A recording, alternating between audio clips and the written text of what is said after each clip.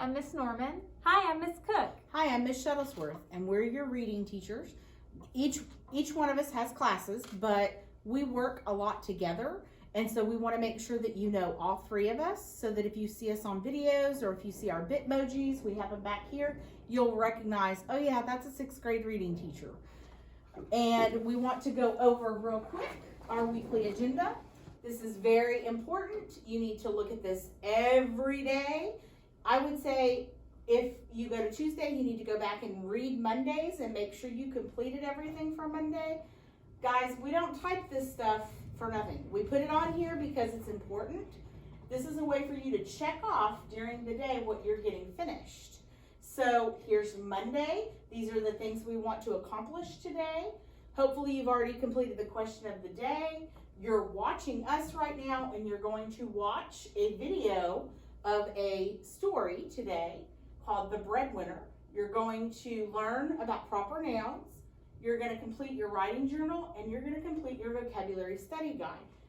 This weekly agenda looks a little bit heavier or meatier than last week or the week before, because this is 6th grade stuff, and we're getting started like big time into 6th grade material. It's very important that you keep up with your work and get it done. Don't fall behind, especially you virtual learners that aren't here to be reminded. You need to get your work done every single day. So here are our weekly objectives. You need to go through and read those. Those are the things that we want to accomplish this week. Read them every day and make sure you can put checks on things by the end of the week. Everything should be checked off. And every week we're going to start the week with an essential question. Essential means important, so we have an important question that's going to go along with our story of the week. And this week our question is, how do you find courage in the face of fear? What is courage, Mrs. Cook? When I think of courage, I think of being brave. Being brave. Mrs. Norman, have you ever had to be brave? Oh goodness, yes. And sometimes being brave means different things. Like, it doesn't have to be running into a burning building. Sometimes you're brave when you get up and speak in front of a large group of people, or when you stand up for a friend who's getting picked on. So you can be brave in big situations or small situations. And we're going to be talking about characters this week that are brave in the face of danger. They're courageous. They have courage. And we're also going to learn a little bit about this man down here, Nelson Mandela. And he has a quote that goes along with what we're learning this week. It's just a really great quote that says, "I learned that courage was not the absence of fear, but the triumph over it." It's okay to be afraid, but you want to work through your fears. So we're going to be talking about fears and courage. I think the first 5 stories, is that right, that we're going to learn this year are going to have to do with courage and fear. And I think you're really going to like this story that we're reading this week called The Breadwinner. It was the first time I'd ever read it. It's a great story. And we're actually going to be reading an excerpt of it, a small part. And so later on, you can go read the rest of the story. It's really great. I enjoyed it a lot. So this week we have vocabulary words. At the end of the week on Friday, you'll actually have a vocabulary test. And our vocabulary tests in 6th grade are a little different than you may be used to. So we're not going to give you a list of definitions and ask you to match definitions. We are asking you to understand what the words mean and be able to use them in context. So the first 5 questions of your vocabulary test will have sentences, and you'll have to fill in the blanks with the correct words. So again, you'll have to know what those words mean when they're being used. You'll have to look at the synonyms and antonyms that we give you, because we'll ask you to list a synonym for a word and an antonym for a word. And then 3 of your questions will be to write your very own sentence with one of the words in your vocabulary list. So as you're studying this week, don't try to memorize the definitions. That's not what we're trying to get you to do. We're trying to help you understand how to use these words and what they mean. So to start, we will have you complete a vocabulary study guide. Once you finish watching this video, open up your slideshow to the vocabulary and use that to complete the vocabulary study guide document. Now, if you make a mistake, if you mess up, if you accidentally erase something, use the undo button. It's a little magic button in the top left-hand corner. It's a little arrow, curved arrow, and it undoes what you've messed up. So if you accidentally erase everything, push the undo button and it'll magically pop back up. I use this button all the time. It's a miracle. I use it all the time. So don't fret if you accidentally mess up. You have a way to fix it. So these are our words. We have solution, responsibility, stammer, fume, and evident. And one of these words I want you to be thinking about is a multiple meaning word. It's a pretty popular word that has two different meanings. And so think about that as we go through. I'm not going to read all of these to you. You're in 6th grade, you know how to read. We're just going to talk about what these words mean for a minute. Evident is an adjective. It means that it's easily seen or understood. It's obvious, okay? So the sentence says it was evident she was very tired. That means I can look at her. I can see the signs of her being tired. It's evident, it's obvious. If I look at this picture, I can see that it's obvious that those rocks are slippery. There's water all over them. They didn't have to put a sign there. I should be smart enough to know it's slippery right there. You have synonyms, which mean words that are the Same. You have antonym, which words are that are Opposites. solution. Solution's a great word. It's a good one. It's a noun that means a way of handling a problem. I kind of think of problem and solution as opposites. This year we've had lots of problems and we've spent a lot of time coming up with solutions. And you see this picture here, these people working on solutions. That's what we spend our days doing. I hope we can find a good solution to this dilemma. Our next word, responsibility. Such an important word. You guys as virtual learners, you have a big responsibility to get your work done without your teachers being there with you. So good job on keeping up with that responsibility.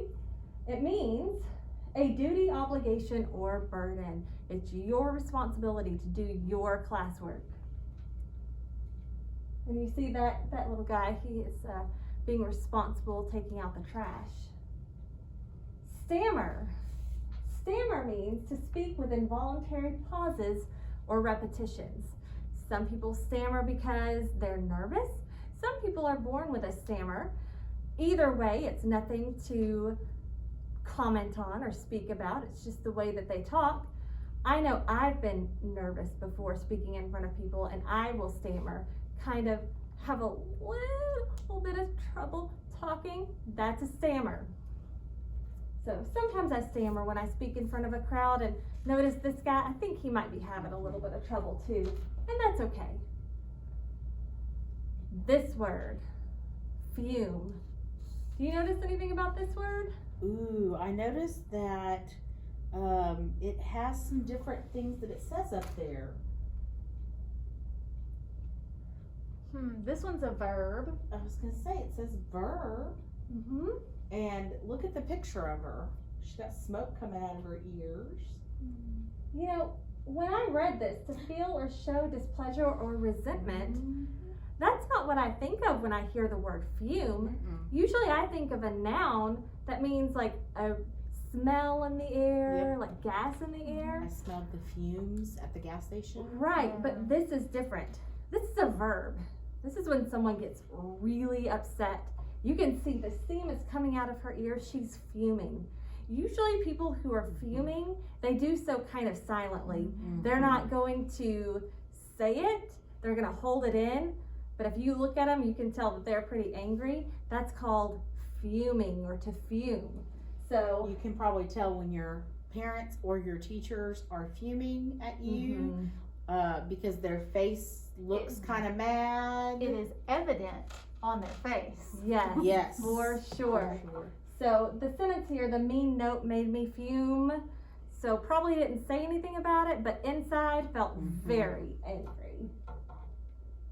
I like the two synonyms here, to seethe or to rage. like Those that. are really strong anger words. My mom was seething at me because I forgot to take out the trash that she Right. told me to take out 10 times. Oh, goodness. Well, this is our first week where we're going to read a story from our workbook website. And I'm super excited. We're all super excited because it's a great story. And the first thing that you're going to do is you are going to log in before you watch the video. And you'll see that it says log into HMH here. So click that. Because if you don't click that link and log in, and you click the Finding Courage video link, it's going to say it's restricted or that you don't have access. Access denied. Yeah. So make sure you log in first, and then you can click that Finding Courage video. Now, I know that some of you are still having some issues being in the right grade, or you may not have a username and password yet. Don't worry right now. We will get that hopefully straightened out. So just don't worry about it. If it happens, just email us and we'll work on it for you. So now we're going to look at the breadwinner, and we're going to preview this text. And last week we talked about those 4 P's, and one of those P's was preview. So we're going to look at this and kind of figure out what the story may be about. When I first heard the breadwinner, I thought it must be about bread. Mm-hmm. I was thinking food. But Yeah. it doesn't make sense. How could you win bread? Well, and then I remembered that a breadwinner is a person in a household who earns the money or takes care of the family. Oh, that's a And good so point. I thought it must be about like a man or a woman who is taking care of their family. Yeah. Oh. And so this short story its genre is historical fiction. And historical fiction is realistic fiction that's set in the past that includes real places and real events that are historically important. Those of you who like to read the I Survived books, those are historical fiction because, like, I Survived the Titanic really happened. That's a real setting, but they add in fictional characters to those, to that setting. Yeah. So the setting here is real, but the people didn't really exist. Is that what you're saying? Right. Yes. Okay, so I want to make sure we all know what fiction is. Yes. And so this is going to include details about the way that these people lived in the different time, and it's also going to include information about their culture. So if it's set in a different part of the world, you're going to learn about their culture, their practices, the way they dress, the food they eat, those sorts of things. But just like any other fiction, it's going to have setting, characters, plot, conflict, and theme. It's going to have all of those fictional elements still. And this is a type of realistic fiction. These characters, they're going to behave like real people, and they're going to have real human abilities. They're not going to be like superheroes set in the past. These are going to be real people experiencing real events and reacting to those events. And the breadwinner is by Deborah Ellis. And Ellis, she wrote this story after she interviewed some Afghan women and girls that were in a refugee camp in Pakistan. And in the section of the story that you're going to read, it's about an 11-year-old girl named Parvana who lives with her family in Kabul, Afghanistan in the 90s. And so Ellis, she took the stories that she heard in this refugee camp and she created in a historical fiction based on those stories that she documented in that camp from these other families who had lived through this experience. What is a refugee, Mrs. Norman? A refugee is a person who leaves their home country due to other circumstances like war or famine or just a really terrible situation. They're looking for a safe place to go. And so a refugee is someone who leaves the country of their birth to go to another country because they're looking for safety. And on this it says that Parvana, the character in our story, her father has been imprisoned and her older brother Hussein has been killed.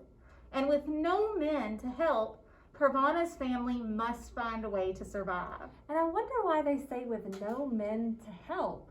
I mean, we're women. We don't need men to take care of us. So I find that interesting. I wonder if that'll be important in the story. I wonder so too. Maybe that's a question that you need to kind of think about as you're reading. Why does that matter? Why is that important, and why is it like right here in our introduction? It's Yeah. something to think about. If we put it on a slide, it's probably something that you need to stop and really think about. All these things that we're talking about are on these slides are very important to the story and to what you need to know. Yes. And this one down here at the bottom, it says purpose. Remember, preview and purpose.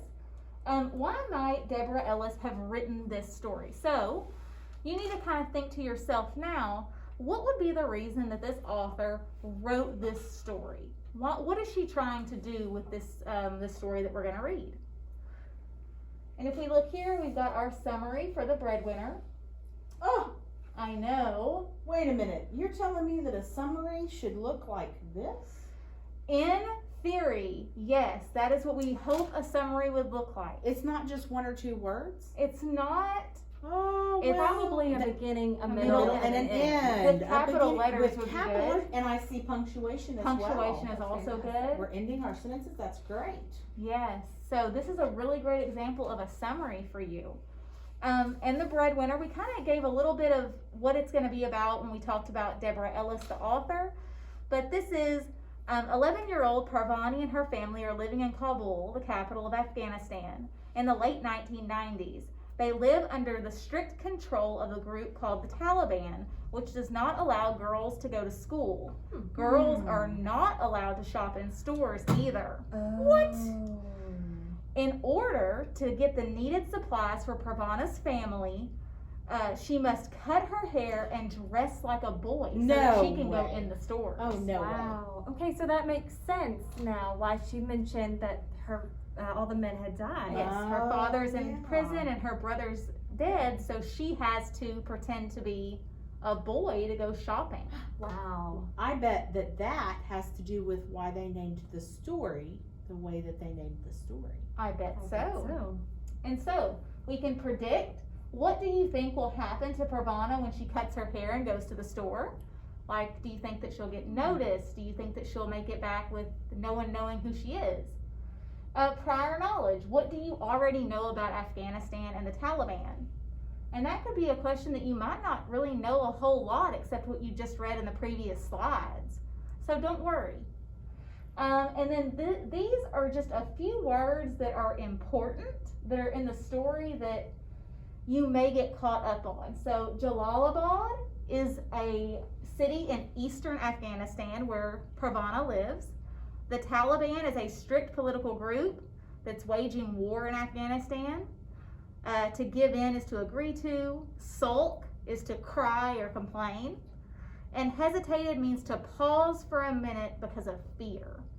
And so all of those words are going to come up in our story, and they're really important that you kind of know them before you go in. And if you're a virtual learner and you get stuck on something and you can't get past it, if it's something that you don't understand about the story, please email your teacher, me or Ms. Cook or Ms. Norman, and ask us so that we can know how to help you if you get stuck on something in the story or if you have questions in the story. So we're going to move on to our next slide, and we're going to, why is it not moving? There it goes. We're going to move on to our next slide and talk about, or not, I don't know what's going on. There we go. We're going to talk about our writing journal. Okay, this is not brand new. You guys should already be doing your journal. Remember that we're completing our writing journal in Google Classroom to complete one per day, okay? You don't need to go and do them all in one day. If you do, that's fine, but you don't have to. Your assignment really is to do one per day. You should be writing at least 2 paragraphs. Ms. Cook, how many sentences should be in a paragraph? At least 5. So you're telling me that a journal should have how many sentences? 10, right? 5, that's 10, 2 paragraphs. We have not been sticklers for this the last 2 weeks because you're just learning. Starting this week, guys, 2 paragraphs. You should have 10 sentences on those journals. Sentences start with a capital letter, end with punctuation. And you're going to make sure that you don't turn that journal in until you have completed all 5 days. So if I do Monday's journal, I'm not going to turn it in.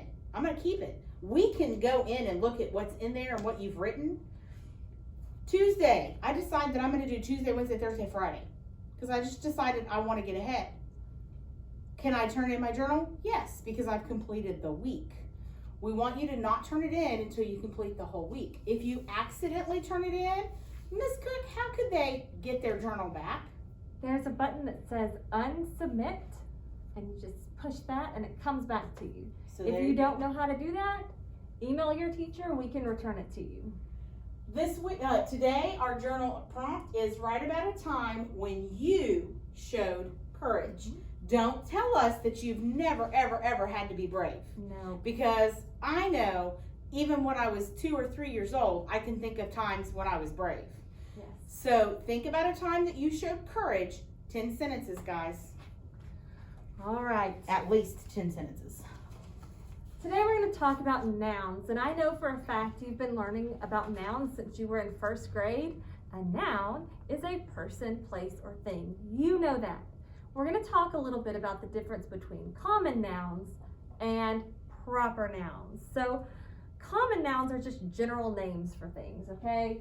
But a proper noun names a specific person, place, thing, or idea. Okay, so sometimes that could be abbreviations, it could be acronyms, initials, organizations, countries, cities, states, lots of things are proper nouns. Proper nouns have to be capitalized. Just like when you write your name, you start it with a capital letter. All proper nouns must be capitalized, and that is what we're going to be practicing this week. So, we know we capitalize the first letter of any proper noun. Why didn't George Washington ever need a bed? I don't know. Because he could not lie. That's a good Okay, George Washington is a person. His name is capitalized. Capitalize the names of months, days of the week, and holidays. If April showers bring May flowers, what do May flowers bring? What do Mayflowers bring? Pilgrims. That's a good one. That's a good one. So, April and May are months. Notice that they are capitalized. Pilgrims is a group of people capitalized. Capitalize the names of languages, nationalities, events, and time periods. Why did the British get so mad about the Boston Tea Party? Why? Because they weren't invited. That's a good one. British is a group of people. They are capitalized. Boston Tea Party. That's a big historical event. It is also capitalized. And once you have gotten through all of that, today was a super long day, you can mark all of your assignments as done, and you are good to go. Great job, guys. Good See you job. tomorrow.